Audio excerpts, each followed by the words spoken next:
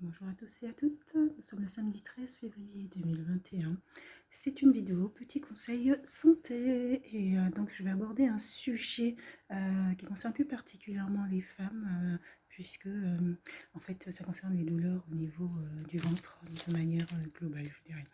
J'ai regardé récemment un documentaire sur un pays d'Asie et il traitait dans ce documentaire d'une opération qui est systématisée notamment sur une catégorie de population où en fait on pratique le retrait quasiment systématisé de l'utérus de la femme en raison de douleurs au niveau du ventre. Et, ouais, donc on peut se poser la question de savoir si c'est pas une politique de maîtrise des naissances.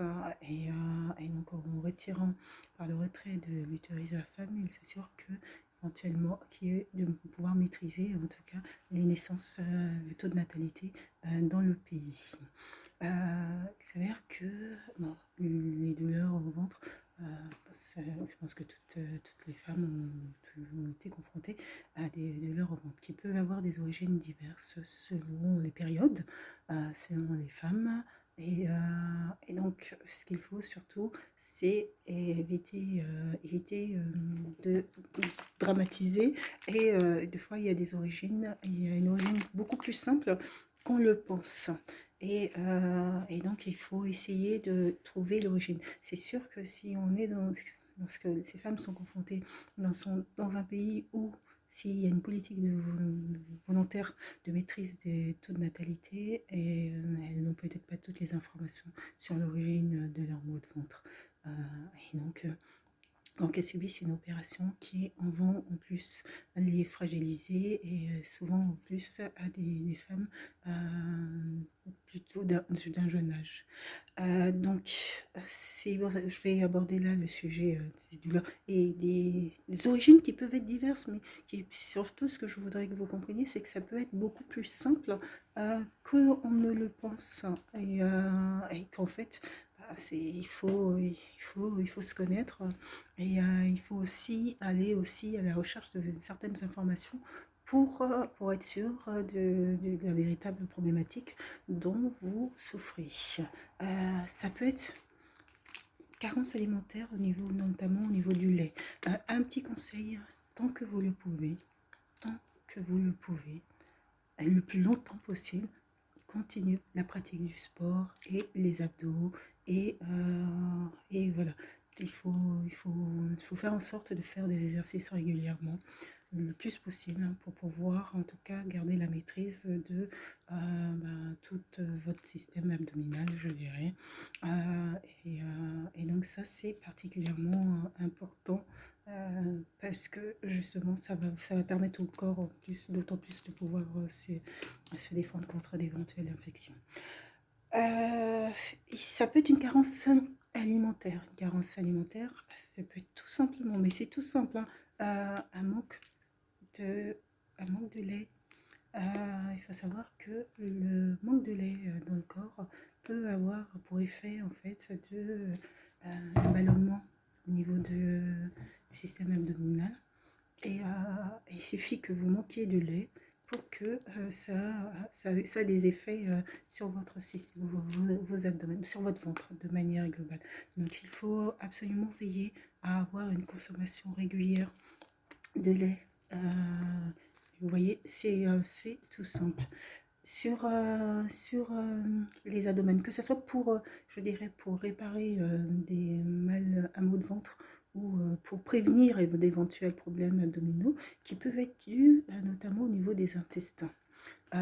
Et quand vos intestins sont fragilisés, et notamment quand votre intestin fuit, pas les déchets, mais en tout cas il peut avoir une diffusion d'éléments qui peuvent finalement avoir pour effet d'être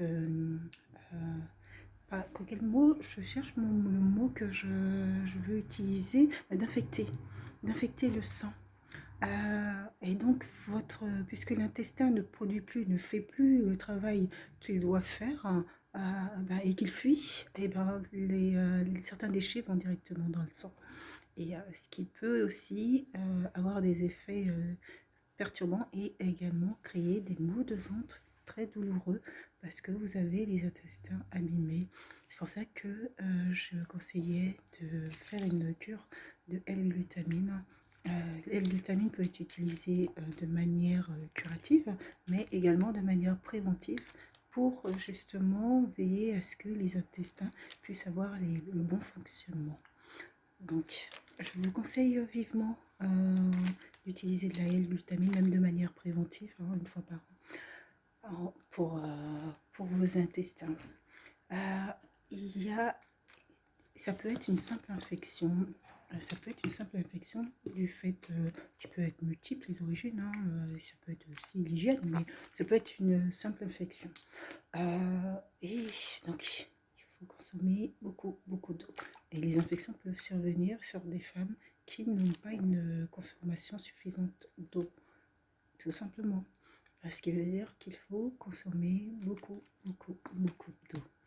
Beaucoup d'eau. En tout cas, c'est conseillé 1,5 litre par jour, si possible. Donc voilà. Donc je pense que ça, c'est déjà 2 éléments qui sont simples, mais qui peuvent déjà expliquer. Et puis la L-glutamine également à utiliser. Voilà. C'est de la phytothérapie, c'est que vous pouvez utiliser sans ordonnance. Donc voilà, donc il faut prendre soin de ses intestins. Si l'intestin fuit, ça peut abîmer tout le reste du corps. Et l'intestin peut être abîmé, notamment par la consommation de produits, notamment de médicaments, qui peuvent avoir des effets corrosifs pour les intestins qui vont être abîmés et qui vont fuir. Qui vont produire des fuites. Donc voilà. Donc les intestins donc, à réparer. Il y a aussi les reins et le foie. Et si le sang est contaminé, ça peut aussi avoir des douleurs. Et non ciblées. C'est-à-dire que la douleur les douleurs peuvent apparaître partout dans le corps. Parce qu'en fait, c'est le sang qui est simplement contaminé.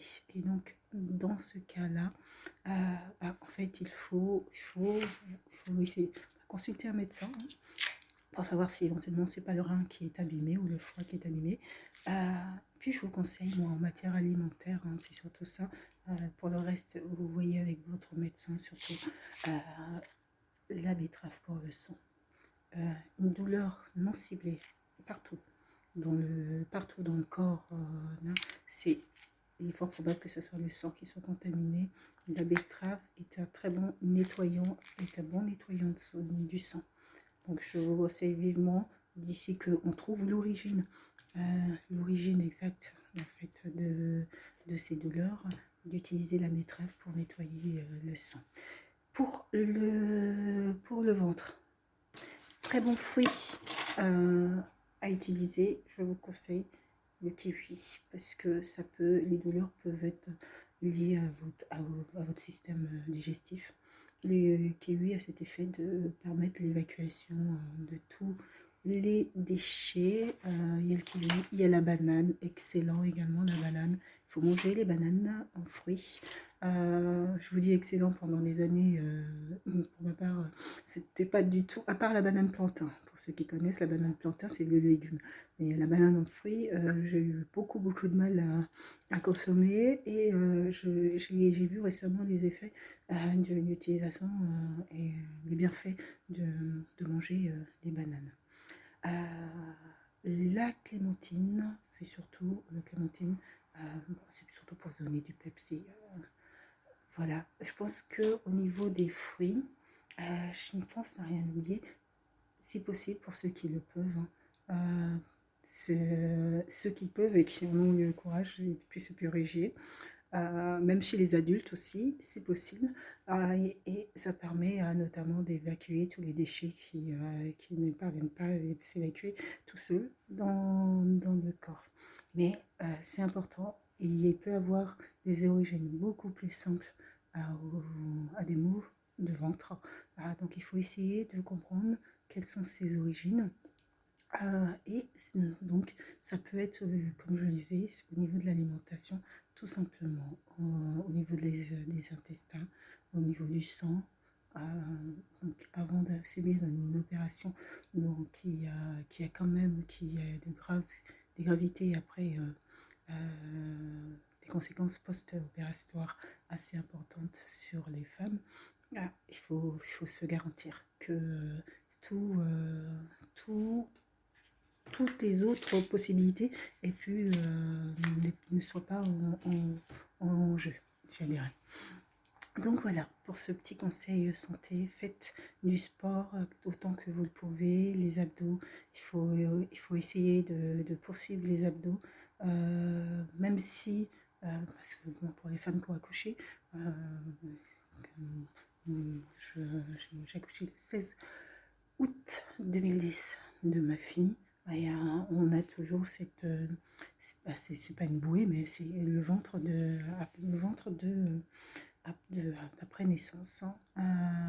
Et c'est pas forcément évident de tout muscler et il faut aussi avoir un peu de temps et ça demande, il faut avoir du temps mais c'est pas évident d'avoir ce temps-là quand il faut s'occuper d'un bébé ou voire même de toute une famille.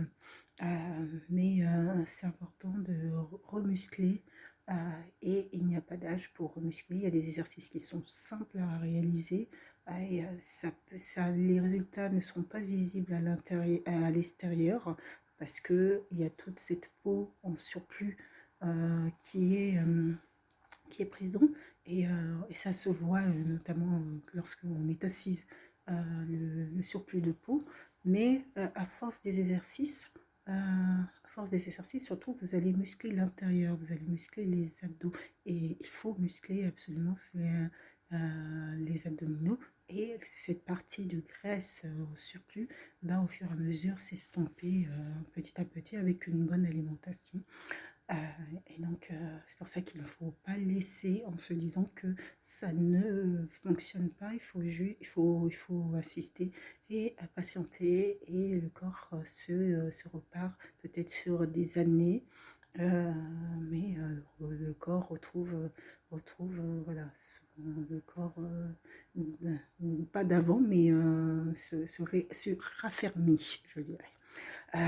Donc voilà, donc continuez le sport, essayez de faire des exercices, de la marche, de la course à pied, un maximum.